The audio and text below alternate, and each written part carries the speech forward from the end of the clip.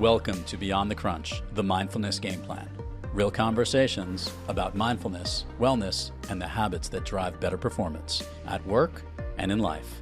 Now, here's your host, Ulrika Eriksson. Welcome to Beyond the Crunch, the Mindfulness Game Plan.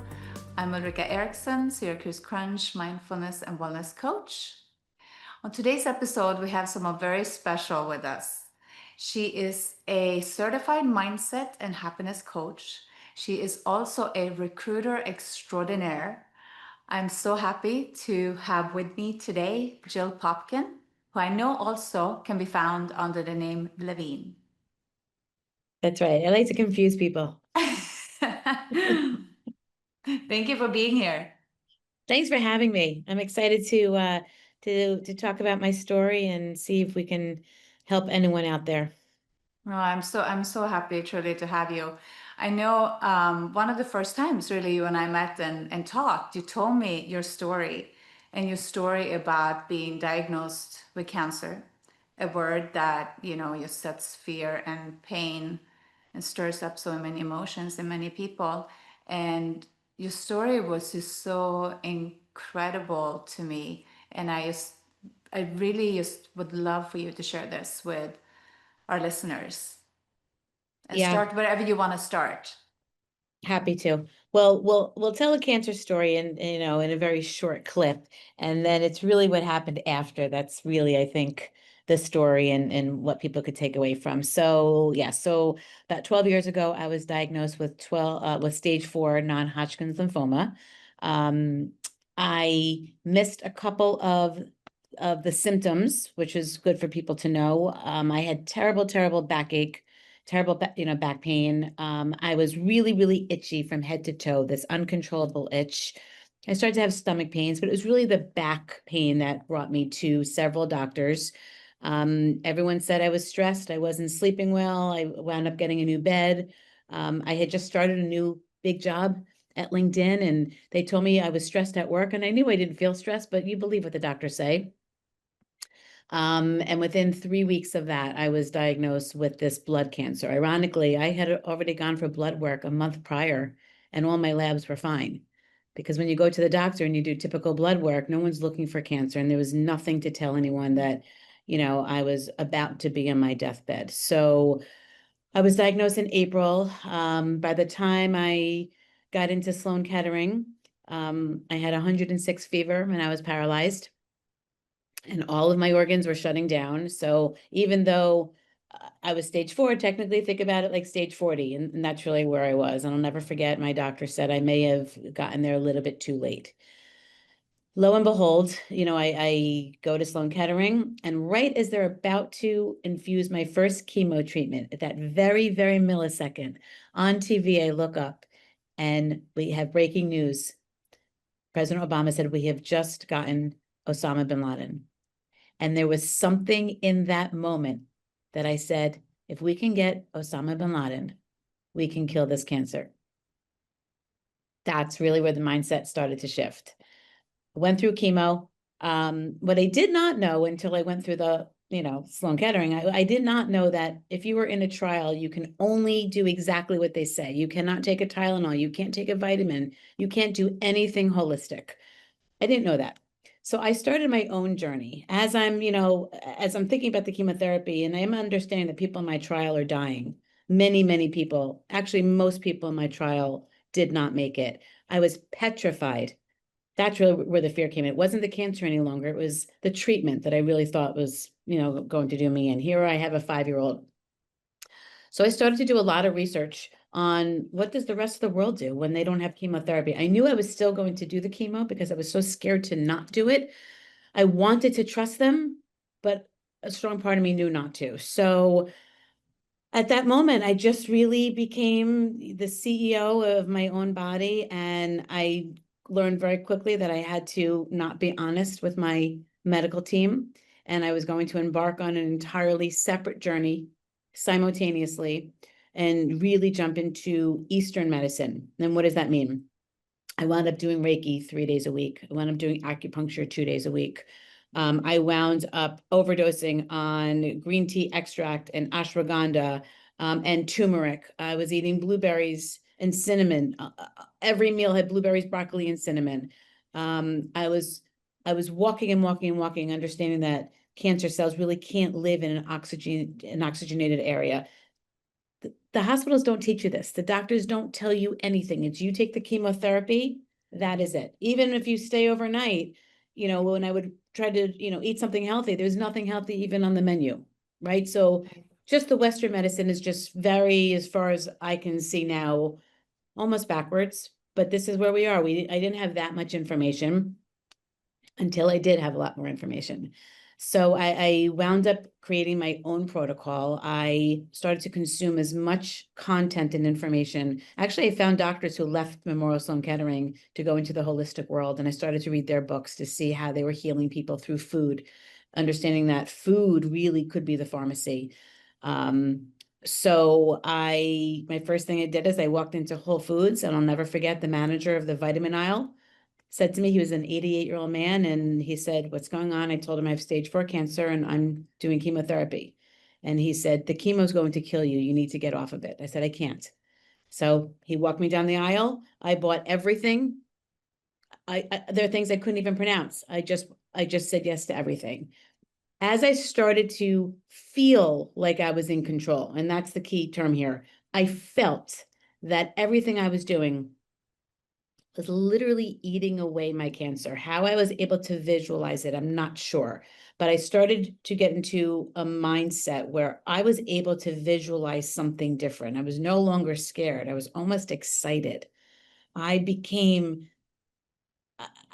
was fighting a monster, but I knew I could be that bigger monster. So I start to do more and more research on what is this mindset? How does one change their mindset? How do you use visions? Yeah, we could think about using fun quotes and things like that. And actually, you know what? I don't even want to belittle that, because all of it equaled 12 weeks to the day. I was on my deathbed, 12 weeks to the day, I was cancer-free, and for it to never come back. And no doctor at Sloan Kettering can explain it. I had a line of doctors outside of my room when they gave me the news with my scans, because you roll the scans around just to see who this person was. Because my first scans look like a light bright. Remember the game Light Bright when we were younger? Yes, With cancer, it lights up like a light bright. So my first scan is all lit up, and my second scan is black, which should not have been number one, let alone in 12 weeks, number two. Can I say everything I did was the answer? Of course not. I like to believe that I played a hand in it, and that I did take control, but it was the mindset shift. It was understanding how to see things differently that created a feeling. And when I no longer was living in fear and I was living in power, everything started to change. So I went for my certification on mindset shifting, how to do it. You don't tell somebody just feel better and just think positively and look at the bright side. Those words don't matter. They don't count. People don't know how to get there. So I learned how to get there, and now is my little side hustle. Now I teach people how to do it, whether they're cancer survivors or patients or they're battling or not. So your journey, this was 12 weeks that you were cancer free from the time 12 weeks you said today. from when the diagnosis to you were totally cancer free. That's right. You really took matters in your own hands. I took matters in my own hands. I knew not to trust. I should say I'm born to a holistic mother. I never had junk food. We never had sugar in the home. We never had soda. So I already had her in the back of my head, almost crying, "Please, please, please do more research. Let's go to Chinatown," which we did. "Let's go speak about the Chinese herbs," which we did. I wound up saying yes to everything that I could until I got a good diagnosis. So when they called to tell me that there's no more cancer, I mean, obviously that was not believable. Right. And for the first 2 years, I was just waiting for it to come back, because the type of cancer I had comes back. For many people, it comes back. So I just kept up everything that I was doing. And, it's like, is it divine intervention? Was it just my own willpower? I'll never know. I'll never know. Maybe a combination. I do believe like a lot of things in life is pieces of a puzzle. It has to be. Yes. How do you get to that mindset? Like you know, like what you were saying, that the strength and how you just felt, you know, you went from feeling, I'm sure that fear and the pain to just feeling in control. And Yeah. kind of just like taking this on and feeling you could beat it. You know, the truth is, in the beginning, I wasn't sure how I was getting there, but I was getting there. And later on in life, more recently, I learned that I had adopted law of assumption, and I did not know it. Not law of attraction, but law of assumption. And in my mind, I assumed that everything I was doing, including the chemo, was literally eating. I kept envisioning Pac-Man, and it just kept eating away the cancer. And when I would be in my cancer suite, and I was doing outpatient for the first 8 to 10 weeks, and I would, you know, come in and out of Manhattan, I was in my own private chemo suite, and I would take my pole with all the different chemos, and I'd walk into everyone else's suite. We all had beautiful TVs, and I'd walk in, I'd introduce myself, and I would just fill them up with joy. And I don't know why I did that, but all of a sudden, my power became their power. And at first I thought, all right, I was being a little strange. And then I realized when I left them in a much better place than when I found them 35 minutes earlier. So then I knew it was contagious. Okay, well, what do we do with that? So I started to consume as much content. We didn't have Facebook we didn't have anything back then. But we did have the internet. So I was still able to consume really healthy content. I was able to surround myself with healthy people. And I kind of just put it all in as this stew. And I just kept, you know, stewing in everything good. I do believe that my Reiki healer was a big part of it. I've still been, I'm with her now 13 years later. I believe that she has helped me envision certain things that are just full of goodness and power. And I know I can get through anything. And once you get through your worst day, you can get through anything. It's incredible. But you did your chemos, you did a combination of things. You had your vitamins, you did the Reiki, you changed your diet, or you probably I ate pretty did. healthy before, like you said, but you Well, added things, you did your research in what you should be eating. And yeah, I did my research of what I should be eating. What I did not know back then, because why would I know? I did not know, and I can't prove this, but I did not know that my Diet Cokes that I was addicted to and my Diet Snapples and all the diet food, I always was obsessed with my weight. And I went down for half my life. Even though I didn't grow up that way, once I was an adult, I was not eating well. Did that contribute to it? Possibly. Most cancers are not hereditary. There are only a handful of cancers that are hereditary. Most cancers are environmental, which means it's something that we do unknowingly to ourselves. And that could be stress, pollution, chemicals, water. I mean, there's so many things. It's a little bit of everything, but you don't know your immune system, and you don't know when your body turns over that one cell and where it's going to be. I didn't even understand what cancer was or how you get it, but when I was able to envision it and visualize, I was then able to visually kill it through everything. And then I became almost obsessed with it. I had a smile on my face for all 12 weeks. this Apparently, I was looked great. this was during the time then you went through Yes, your treatment. yes, But I'm sure that also, I mean, it's so positivity, it's so good.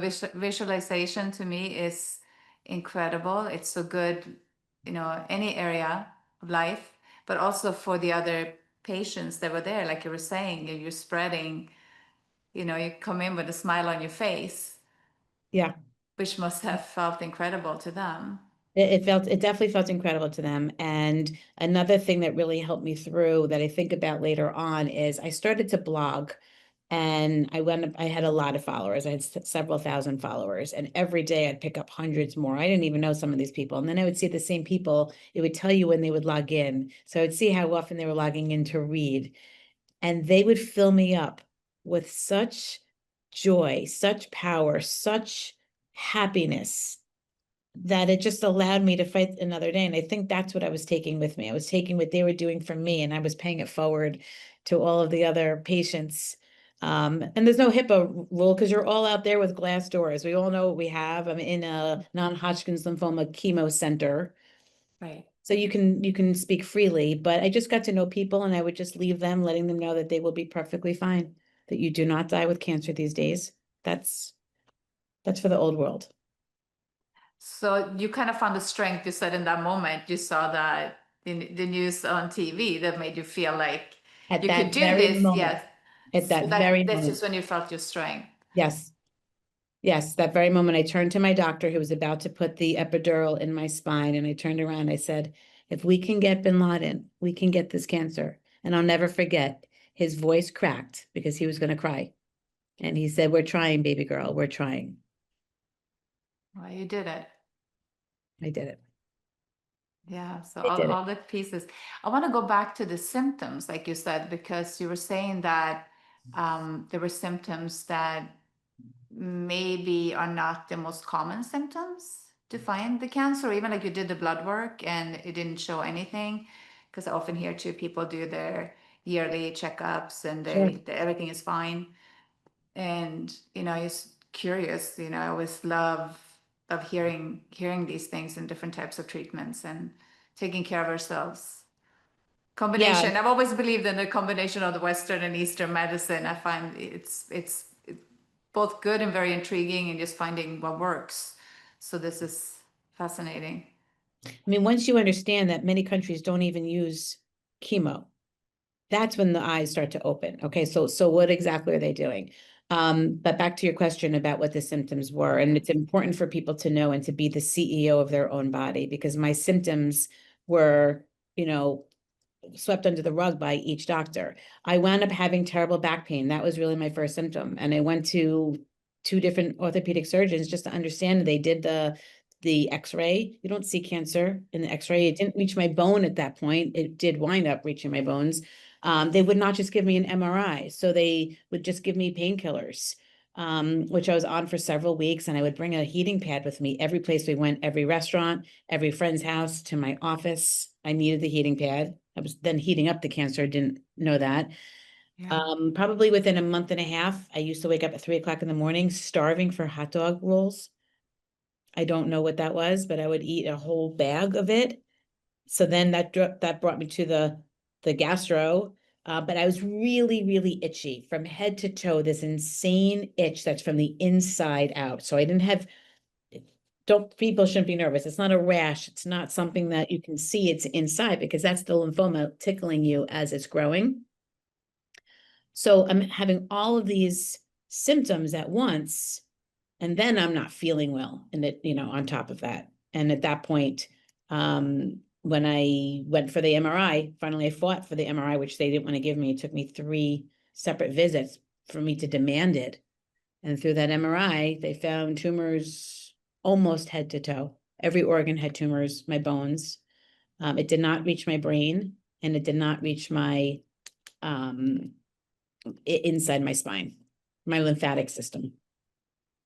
Wow. So I So did you not were, need a stem cell transplant because of that. that's incredible. So you were covered. You had that many tumors. Covered, which is what the pain was. It was the tumors were growing so big, so much so that when I first was diagnosed, I was diagnosed on Good Friday. Well, no doctors were working that Good Friday through Easter weekend. So we took whatever results came back, that's just in, report form, and we sent it to all the doctors and oncologists who we knew. And so they all read the same thing, and all they saw were these big tumors coming off my kidney and adrenal gland. And so they were saying to everyone, each person who sent it to them, they would say, I don't know who this patient is, but they're not going to make it. This is beyond stage 4. So originally I was misdiagnosed, but that's only because my pathology was not in just yet. By the time the pathology came in, it was clear it was non-Hodgkin's lymphoma, and I wound up being treated by the right doctor. When I first got to Sloan Kettering, I was with the wrong doctor because we thought I had a different cancer. Wow.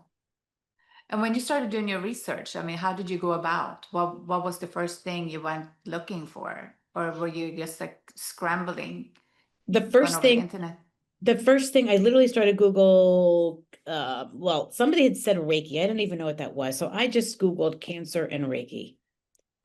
And that brought me to one person. There were hundreds. I don't know why I chose the one. She didn't even have a great website, but something about her spoke to me. 13 years later, she is my spiritual healer and my guru. And now 16 people later, I refer everyone to her.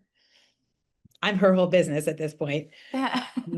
But I think at that moment when I started to feel better surrounding myself with the right people and the right treatment, I just had Google back then, really. I would just Google more and it brought me to books. And then I started to read books, and I'm not a great reader. I have self-diagnosed ADD. I don't pay attention very well when it comes to reading, but I did make sure that I read and I would highlight. And there was a reason why many oncologists do leave the Western world and they leave New York City and they go into their own holistic practices. They don't take insurance. Most people can't afford them. I could not afford them. I cost Sloan Kettering over $1 million, Wow. but I was well, insured. But everything was divine intervention. I had just started a new job, as I mentioned, at LinkedIn. I had just gotten those great new benefits. 3 weeks prior, I didn't have benefits. So I knew at that moment, things were happening for me and not to me. And so when I started to think that way, everything was good. And I knew that cancer not only was going to be gone, but I knew that I was going to leave a legacy of I'm going to help more people, whether it's cancer related or not. And I do. I help a ton of people. Anybody who's sick, I'm typically their first call. And all cancers are different, but the nutritional part and the mindset part is the same. So you believe then that lifestyle is a big part of it, like what we do to our bodies, not just like what we put in, like what we consume, meaning diet, exercise, environment, stress. I don't know. People. I would choose people over anything else, because people who exercise and have a great diet have heart attacks every day and still get cancer. So it can't just be that. It has to be more than that. It has to be the TV shows we watch, the content that we, that we feed off of on Instagram or Facebook or TikTok. I think TikTok is the best thing in the world. My algorithm is so happy and healthy that I can be high on life just by that. Where Facebook and Instagram for me is a little bit more toxic, because that's more of a comparison than just taking in. But I think having the right people in your life and just taking a walk with a girlfriend and just chit-chatting is already known. What do they say? A 1 30-minute walk takes the place of 4 therapy sessions.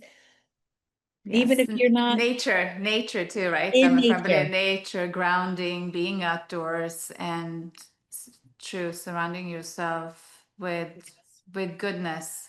And when I say consume, I do mean also what you listen to, what you watch. It's everything.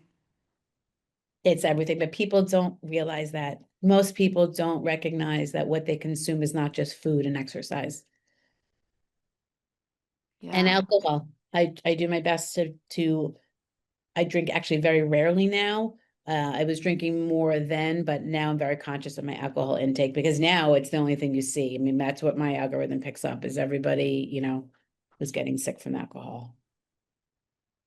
The algorithm. The algorithm. Let me ask you a little bit about visualization. Is that something you did before you were seeking these like alternative treatments and all that, or is that something that just came about? It came about. I would think my brain learned to do it because the fear is so intense that I almost didn't have another way out. And I think once I was able to visualize that Pac-Man and I was able to visualize Bin Laden being killed, there was something in that visualization. And I think the Pac-Man is actually what it is, because, when you're hooked up to chemo bags, you're watching it drip in. And it's literally drip, drip, drip. So I would just envision that instead of that killing me, it already killed who knows how many other people in my trial. I was envisioning it differently. That doesn't mean that that's why I lived and they didn't. I was maybe much younger. I don't have that much information, but it could have been that the trial had a very small amount of people. Maybe they weren't healthy to begin with. And my age, they kept saying my age would be, my savior. Something got me to stage 4 really fast. So it did, age didn't matter. Yeah, no, and we're all different. We're all different. We're all different bodies, but this worked for you. I know everybody's different, so it might be Everyone's different. different journey or road for someone else. But the visualization for me is interesting how you use that in this as well, and how you could see yourself and you believe that you were getting, but there was no other option There than was there curing was no yourself. other option. Yeah. And it wasn't a please God, please God, please God. I mean, I'm sure there were moments where I was begging God as well, but I remember just knowing, it was just a knowing. And that is that law of assumption that I've since adopted. And I, sometimes I forget to use it, and then I quickly figure out as fast as I can how to come up with it again, because that's what everything is. If you assume things will be good, you will take actions to make them good. It's not just because you assume that things are good, it's you inherently change. You change things that you do. And if you don't actually take action, you can't just pray things into being. It just doesn't work that way. Not for me, at least. So the action, the believing in the Everything is action. action. Yep. So now that you've gone through this, and I know it's been how long since you were diagnosed cancer-free? Was it 12 13? years. 12 years. What do you do now, like after, and like moving forward? And I mean, even like going through this, and it's I know they say the only way forward is going through, right? Like you have to deal with everything and emotions and everything. And I guess what I'm asking is just these 12 years since you've been cancer free, how has that changed your life? And are you still doing the same things? Are you still doing your Reiki? I think you said you did that, right? The Reiki and visualization and change your diet, or Well, that's the problem, because 12 years was so long ago that the body forgets, and so does the mind. And I'll be honest, I'm more scared today than I was then. And that's because there's so many new chemicals being introduced to us. I moved everything from dairy to oat milk and almond milk, which is festering cancer. Everything is garbage out there. So no, I'm not as careful as I should be. Every so often I look in the mirror and then I'm okay. But I always have to do better. 12 years is a long time. Sloan Kettering's numbers are cancer is 1 in 2. 1 in 2 people will have cancer in their lifetime. So I'm now just back in general population with everyone else. So my risk is still 50%. My risk is higher because I already have that type of immune system. So no, I don't have my Diet Cokes anymore or my Diet Snapples. And that's the stuff, sometimes I sneak it because sometimes I just want it, but I don't live the way I used to. But now we're older, right? Now you throw in menopause and you don't sleep. Well, if you don't sleep, you're inviting everything, not just cancer. You're inviting, heartache. So it becomes more dangerous for all of us as we get older, and we just really have to be as mindful as possible and do the best that we can. We're not going to be perfect, that's for sure. try to find that balance in life and to stay informed, right? Just like what you did, to Important. take matters in your own hands and look into things a little bit and That's find right. options. That's right. And God forbid I would get a new diagnosis. Well, the world has changed over 15 times since then. So what are right now they're doing, sometimes you could just shoot the cancer cells now. We didn't have that back then. So, the cancer world is getting stronger. They do have the cure, by the way. We know that they have the cure. We just might not know it. Meaning we might not know it. Yes. And I want to ask you too, what do you, if is there something you do for yourself, for your own like well-being, like on a daily basis, that really like, like you said, positive, make you smile, that make you feel good? It could be anything. I love walking, listening to podcasts. I love it. And it could be nonsense. I love the cadence of the walk, and I love just listening to someone else's story. I think that's what I spend the most time on. I like to do intermittent fasting, that because I feel like I can be in control. When I feel like I'm in control, I feel like that's when I can take those steps to make those changes. I've cut out, and I will forever, most of the chemicals. There's still things I will do. And I'm just trying to be abreast of everything that's all the new knowledge that's out there. And the content that I consume is everything new, all the peptides that are out there. How do you get your 8 hours of sleep? I can't get enough of it. I know. I love to learn and, dive into new things. Anything to make you feel good. Positivity. Exactly. I could walk into a room and see a Buddha and a candle, and all of a sudden I feel a little lighter. Sounds like me. I want to ask you too if you have someone that has inspired you, like especially in your life, or someone that you look up to. A few little side questions here. It's a good question. I mean, from a health perspective, probably I look up to myself. I'm so proud of myself that I made the decision. I'm really proud of myself that I went against my doctors, because I don't know that I would be here today if I listened to them. But I mean, if we're thinking about mindset, I mean, I happen to love Tony Robbins. I just think he's the real deal. I like the Jay Shettys of the world. I'm still in love with Oprah. I kind of like the woo-woo type, but they are the ones who've been hurt the most. And I really, really believe in order for you to land where you want to go, you really have to live in the darkness. I don't believe you grow in light. I really believe you grow only in darkness. How could you grow in light? There's no other level. Yeah, I know you have to go through that. That's what You have to. the yin yang, right? It's You have always to. good and bad, and Yes, that's truly where you have the growth spurts that's right. and Yeah, gain so wisdom. that's right. That's why I follow them. Yeah, and I know you say you don't read much, but is there like an author? I know they all have write books as well, but is there someone in specific that you like or that you would recommend? Maybe one of these people, like in the journey that you came across, or Yeah, I just in mean, general? listen, all of them. I mean, if there's somebody who consumes books specifically, right, and they're trying to look for somebody, I mean, I always start with a podcast and I say, if you like the content in the podcast, then go read the book. Yeah. But everything Jay Shetty has his fingerprints on is, for me, wonderful. And Mel Robbins, of Yeah. course. So many good ones out there. Yes.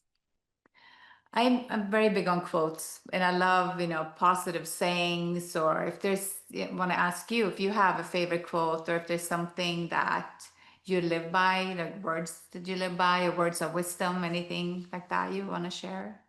Well, I have two things that I live by. And one is, and I mentioned it earlier, is you have to be the CEO of your own body. No doctor can tell you what to do. You have to know, you have to push further. And also that 99% of what you think is happening is not. And that's Kabbalah. I don't own that. That's how, that's what Kabbalah teaches. 99% of what you think is happening is not. 1% is happening. So if we can learn to live in that, then that would take out a lot of stress and a lot of heartache and a lot of negativity that we walk through. Negativity, hate, and fear, right? Things we want to avoid. But that's what makes up most humans. Yes, That's the unfortunately. normal side of life, unfortunately.